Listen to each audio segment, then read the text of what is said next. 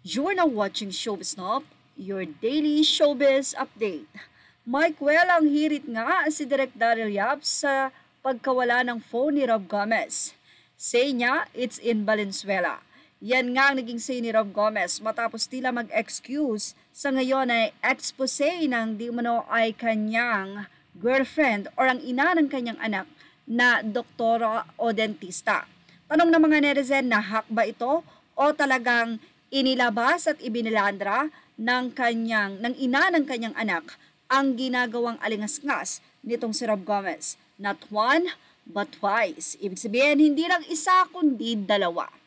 Anyway, mula nga sa balita.net.ph, ibinahagi nila ang nakakatuwangang joke nitong si Direk Daryl Yap.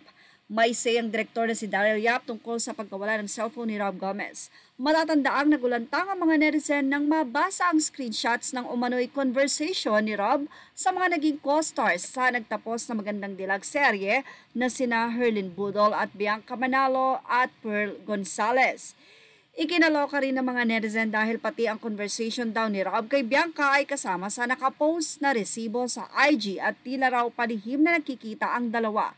Batay sa kumakalat na screenshots ay nagchat daw si Bianca kay Rob kung pwede raw itong makipagkita sa kanya ng 7 a.m.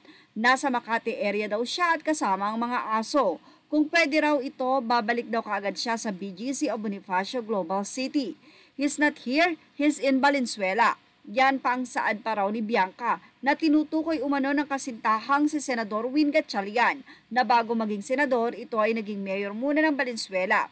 Dinumog din tuloy ng netizen ang mga Facebook post ni Gatchalian. Anyway, sa isang Facebook post, sinabi naman ni Rob na hindi niya hawak ang kanyang cellphone. My phone is still not in my possession, aniya. Hindi tuloy na iwasan ng netizen na dumugin ang comment section ng kanyang post at hindi rin nagpahuli si Yap. It's not here. It's in Valenzuela. Saad ng direktor nang i-share niya ang post ni Rob at natawa lang din ang mga netizen sa naging post na ito ng direktor or komento. Samantala, hindi lang si Bianca Manalo ang na-issue, pati rin ang leading lady ni Rob sa nasabi nga pong teleserye na si Herlin Budol, kung saan ay mas matindi ang conversation nila na buong-buo.